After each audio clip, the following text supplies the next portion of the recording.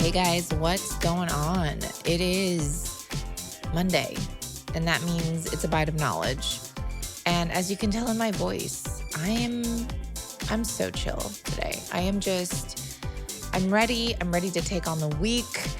And I've got some stuff for you today. And for those suffering with not only ulcerative colitis, but IBD or any kind of IBS in general, and you have a hard time digesting vegetables. It's the start of the week, and obviously, people want to get back into that health kick and they want to get in their veggies and they want to reboot their whatever. Today, I'm just feeling it and I'm just going to go with it. So I thought it would be a really good idea to share some vegetables that anyone with IBS can typically eat. Obviously, every single person will have different reactions, and each diet, each person will have an individualized reaction, but this is a general rule of thumb, and this tends to work well with a lot of people. So in today's Bite of Knowledge, I'm going to be sharing some vegetables you can eat if you have UC or any kind of IBS, as just mentioned. So without further ado, let's get right into it, you guys. And you know this already, but you're listening to the Digest This podcast, and I'm your host, Bethany Cameron. Colostrum is the first form of nutrients mammals, including humans, receive after birth. It's often considered liquid gold due to its wide array of health-promoting properties, including immune and gut support. It's incredibly nutritious and contains high levels of antibodies that fight infections and bacteria for the newborn. But us as grown adults can also benefit from these outstanding properties. And in today's world, with so many toxins in our modern day living, we need it more than ever. Our food system is broken. Let's just be honest, guys. And even our soil is depleted, which makes our food less nutrient dense, containing less vitamins and minerals we need for optimum health. So it's more important than ever to supplement quality products to help keep our immune system and digestive system working at its best. Armra Colostrum is one of those whole food supplements I got introduced to back in February of 2023, and I've been on the Armra train ever since. I know a lot of people are talking about colostrum and how it has even been proven to be 3 times more effective at preventing the flu than the flu vaccine itself, without any side effects that come with vaccines. Colostrum has also been clinically shown to help guard against inflammation and everyday toxins and pollutants. There are over 5,000 published studies to date documenting the benefits of colostrum and its ability to optimize health at all stages of life. Colostrum intake has also been linked to fewer respiratory tract infections and GI infections in children. What makes Armra Colostrum different than all the others on the market is that they use a proprietary cold chain biopotent technology that distills over 200 functional nutrients, guaranteeing the highest bioactive integrity and bioavailability.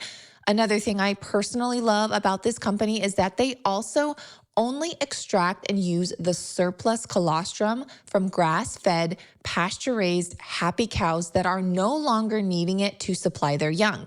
So you know you're not taking away from animals that need it. Only the surplus colostrum is used, and Armra makes sure they are getting only the best from healthy USA cows from family farms. Armra has 3 flavors: orange, watermelon, and unflavored, which is my personal favorite because the unflavored has no natural flavors and just one single ingredient. It tastes so good, like you guys are going to love it. And for anyone with dairy sensitivities, the casein is removed, so you may be able to digest it a lot easier because of that.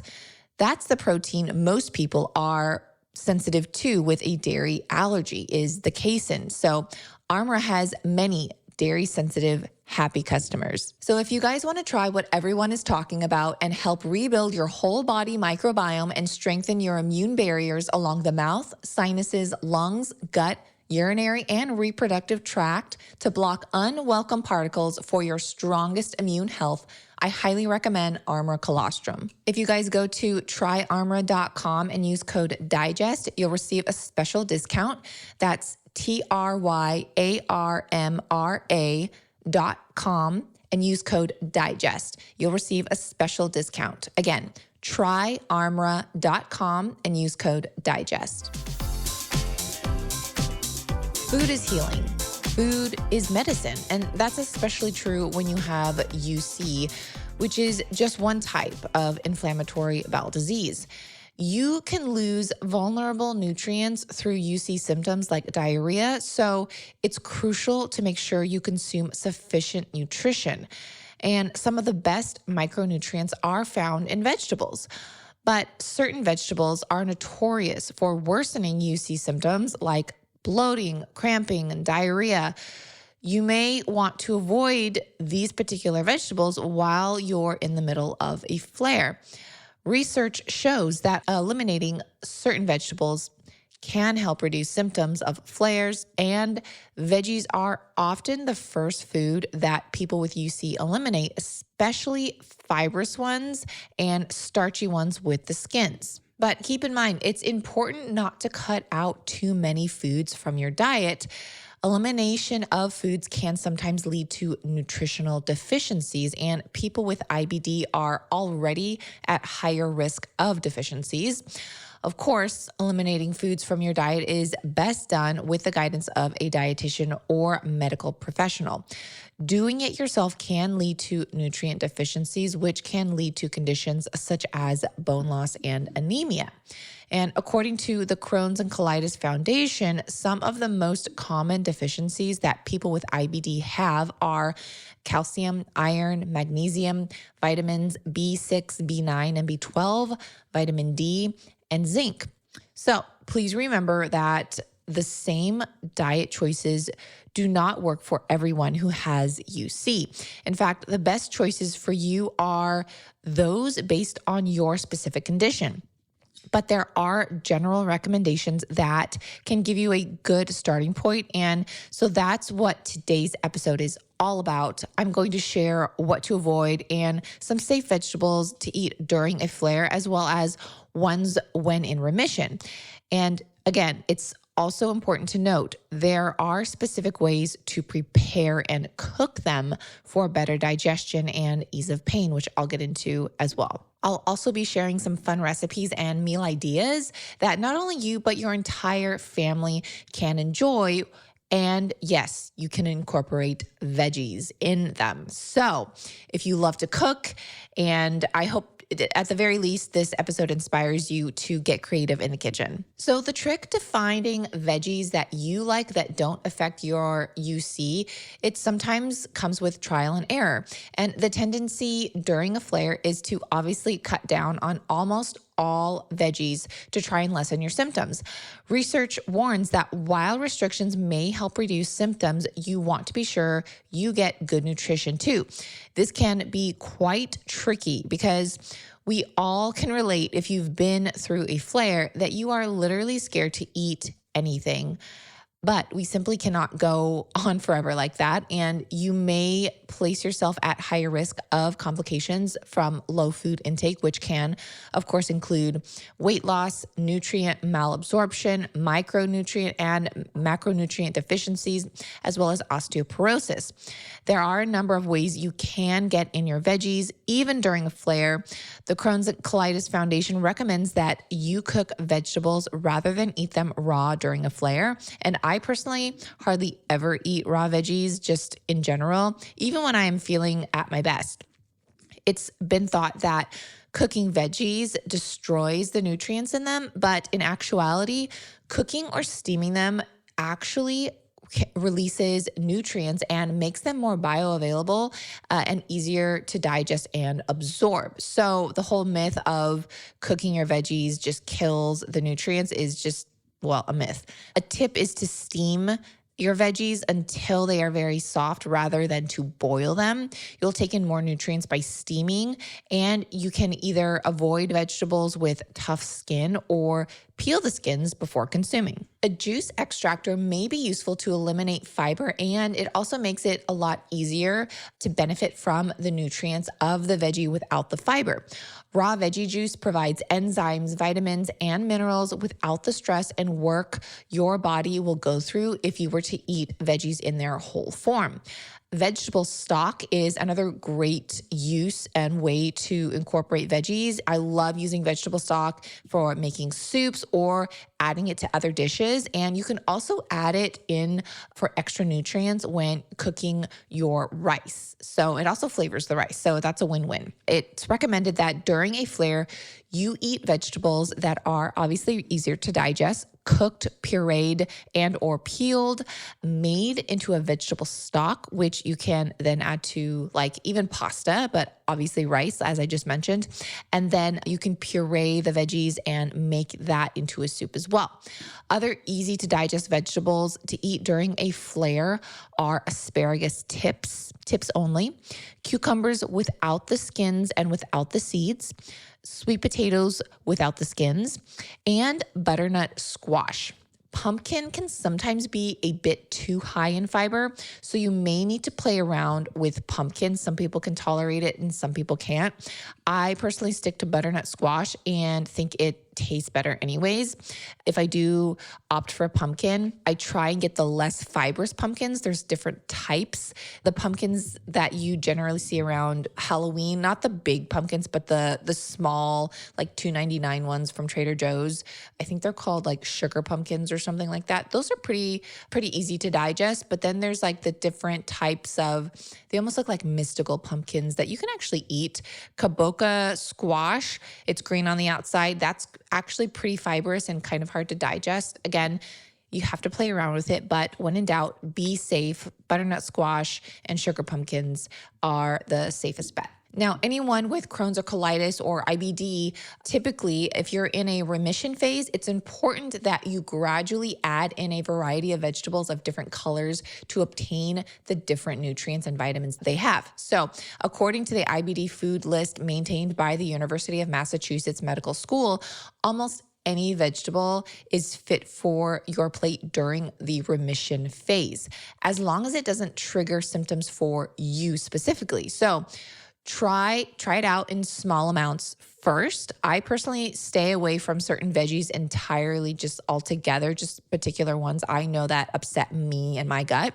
For example, I never eat kale or rough leafy greens. Hardly will you ever see like a big salad on my Instagram feed, right? And interestingly enough, recently, beets have been causing flares for me. So I just avoid those entirely. So you have to kind of know what will put you into a flare so you can just avoid a flare altogether. So remember, do what works for you.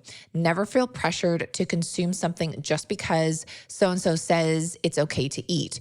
You know your body best, and what may not work for you perhaps may work for others and vice versa.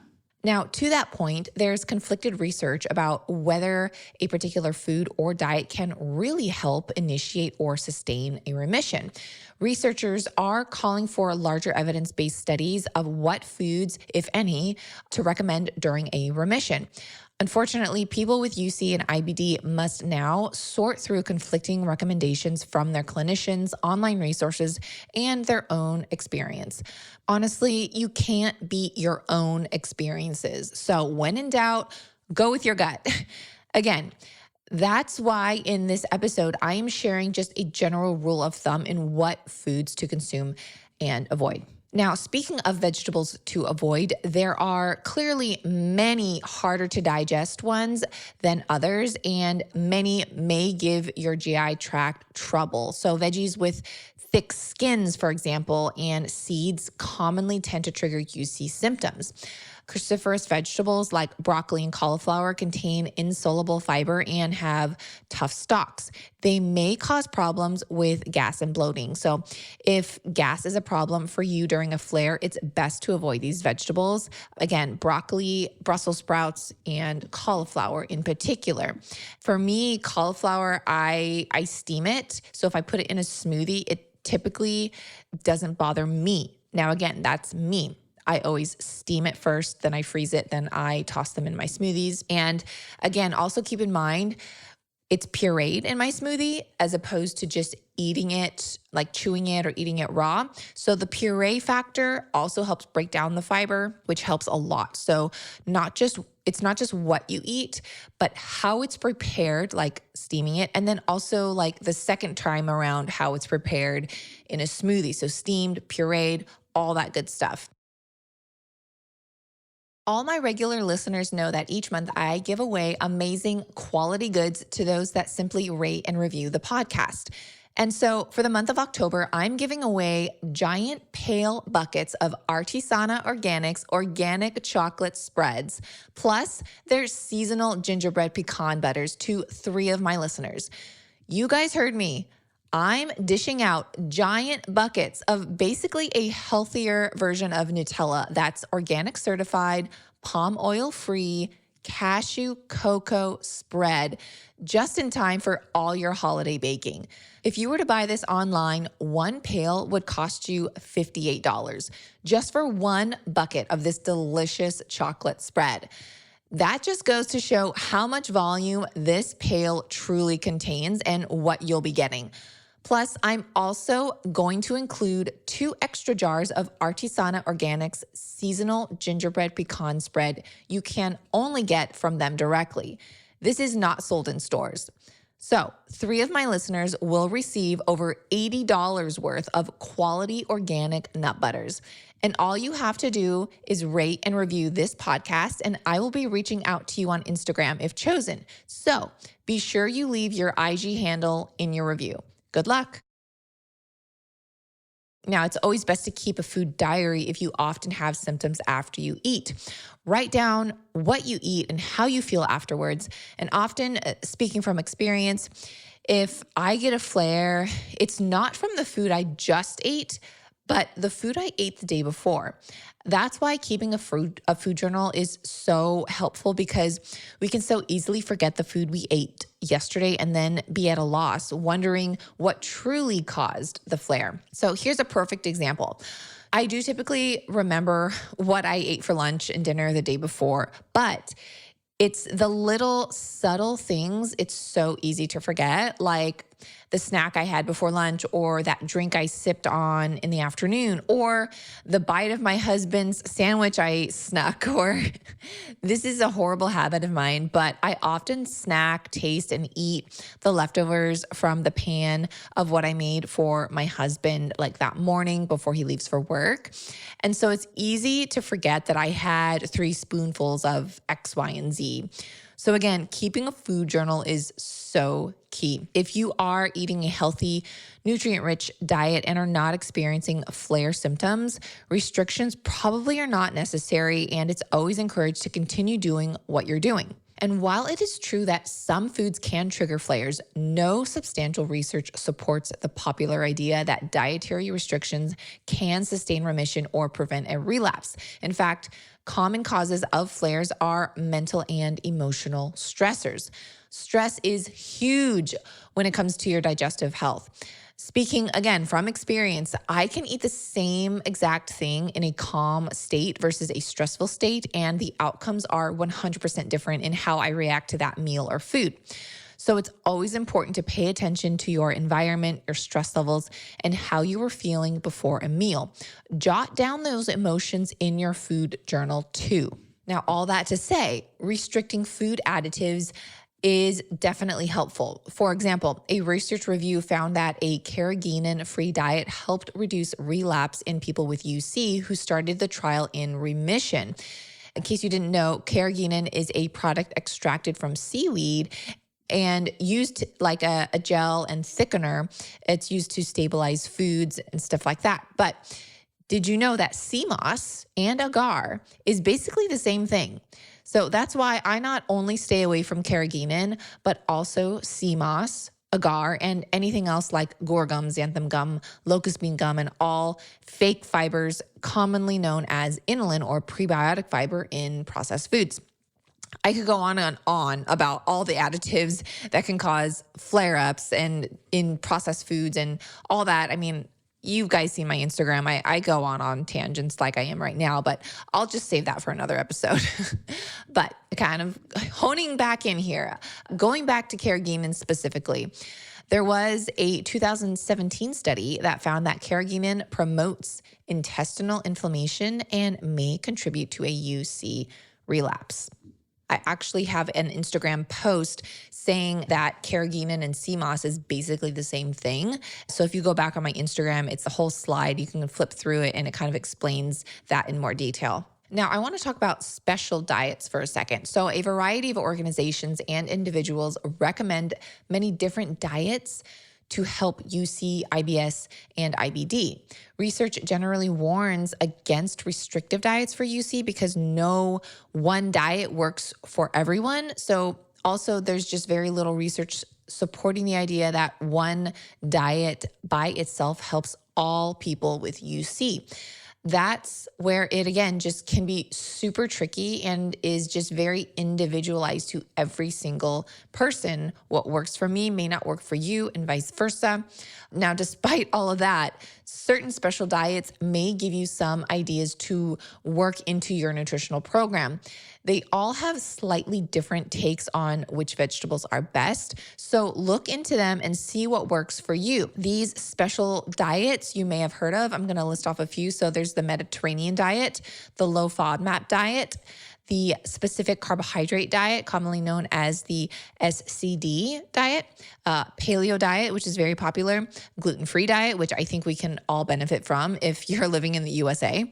And then there's also a low residue diet, which I talk about in detail and what that is in episode 79 of the Digest This podcast. So again, a low residue diet can actually really help. Again, episode 79, go back and listen to that. It's all about a low residue diet. Now, I want to give you some fun meal ideas that are usually well tolerated by people with UC, IBD, and IBS in general. But please keep in mind that these suggestions are for people who are not currently experiencing a flare.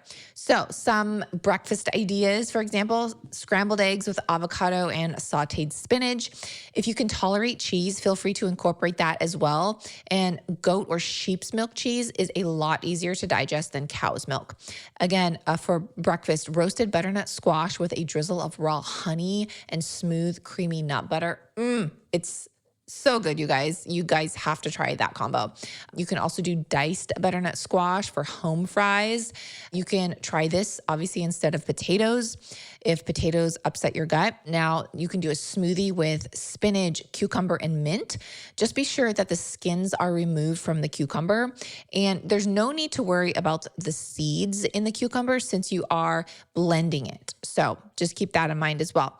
And then a simple spinach mango smoothie. I know it just is like so simple, but that combo, you guys just add a little of my Nuzest digestive protein powder. It's full of probiotics. It has L-glutamine in it. There's no natural flavors, no gums, and it's just the perfect simple combo. Now for lunch, you could do a shepherd's pie with a sweet potato topping instead of russet potatoes. Super delish. Butternut squash apple soup. So butternut, apple, just be sure the skins are removed from the apple, and then you puree that down. You can add a little bit of coconut milk if you want, or keep it just butternut, apple, some water, maybe some cinnamon. So good in the fall and winter.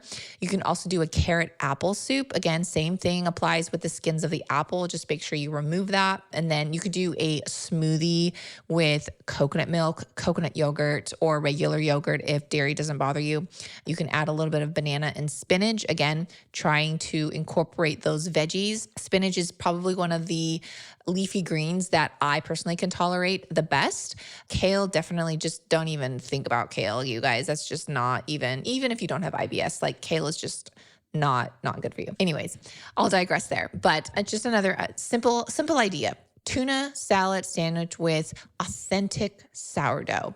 I have, a reel on my Instagram, how to spot fake sourdough and what true sourdough is truly made from. It should just be 3 main ingredients. There should be no yeast. There should be no leavening, nothing like that. Just 3 main ingredients. It should be fermented naturally. I have an amazing tuna salad recipe on my Instagram. I posted that a few weeks back and just everyone went crazy over it. And I know you'll love it too. So if you haven't tried it yet, go check that tuna salad recipe out. Now, here are some dinner ideas. You could do baked salmon or tilapia with chopped zucchini and lemon. Delish. You could do a meat lasagna, and then instead of noodles, you can do zucchini noodles. You can slice zucchini very thin on a mandolin or just with a knife. Just be careful. And then use those zucchini slices instead of noodles. And then you could even do a spaghetti squash with ground turkey and plain tomato sauce. That's just super simple. Again, you could do some goat's milk or sheep's milk cheese on top. You can do a chicken crust pizza with toppings of olives, mushrooms, and spinach. Now, the chicken crust pizza, that recipe is on my Instagram. So good. Right after my husband and I got married, I made it. I think it was like the night before we went to Hawaii. It was just so easy. We had it the night before, right before we went on the plane, and it just settled super well. So high protein, low carb. If you're battling like yeast or candida, that's a great low carb option if you were like craving pizza. So chicken crust pizza. You can do baked chicken thighs with rosemary and lemon paired with white rice and peas cooked in veggie broth. This is actually one of my husband's favorite meals. So chicken thighs, rosemary, and lemon. I don't know why, but that flavor combination is just, it's one of those things that just works.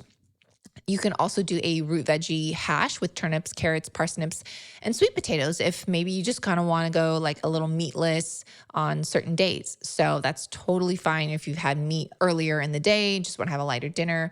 That's a great option too. Now, real quickly, I want to talk about how to prepare your veggies. Now, the peels and the seeds can be hard to digest, so you may want to remove them before eating. And the fiber in raw veggies can be good for some, but for many people with digestive issues, they may have trouble breaking them down, myself included. So keep that in mind that eating too many vegetables in one sitting or even in one day can lead to issues and flare-ups. So not only is it what you consume, that's super important, but also the quantity. For example, you may be fine with a quarter cup of some veggies, but a half a cup of the same veggie just may trigger symptoms. So again, I've experienced it myself. I'm like, well, I did really well with a quarter cup of whatever veggie last night, so I'm going to have a half a cup. I'm going to have more. And that's when I realized that it was just too much because it was just too much fiber. So try doing just little bits at a time.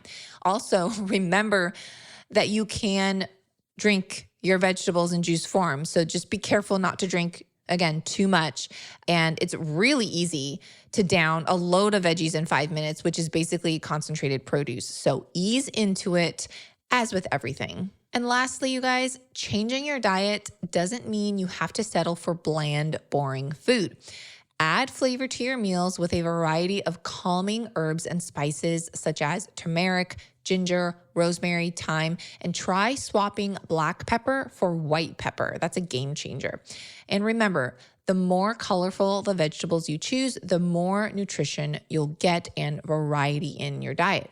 Trial and error will happen, and getting to know what works for you is key. So don't get discouraged if you maybe have a flare up here and there. That is just yourself learning to know and getting to know your body. And again, that's where food journaling comes in super handy. So write it down and know, hey, look, this vegetable just didn't work for me. And just know that, and then move on and try something else.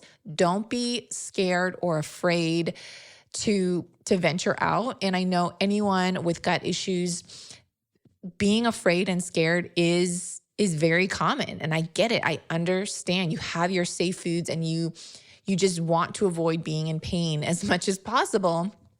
And so there's that fine line of getting nutrition, getting a variety, and also living your life. So anyways, I hope this bite of knowledge was helpful to you. I know it went a little longer than normal, but I hope that even, if you got something out of it, great. If you think that or know someone that could benefit from it as well, please share it with them. And I always love reading all your ratings and reviews on Apple Podcasts. So if you haven't done so, please do rate and review the podcast. It helps this show grow and it helps it get into more ears. I will see you guys next time. Thanks for listening to this episode of Digest This. If you enjoyed this episode, please leave a review in your podcast app to let us know. If you're ever wondering how you can support me and this podcast, sharing it with your friends and family is the best way. This is a Resonant Media production produced by Drake Peterson and edited by Mike Fry. To email the show, message us at digestthispod@gmail.com. See you next time. The content of this show is for educational and informational purposes only. It is not a substitute for individual medical and mental health advice and does not constitute a provider-patient relationship. As always, talk to your doctor or health team first.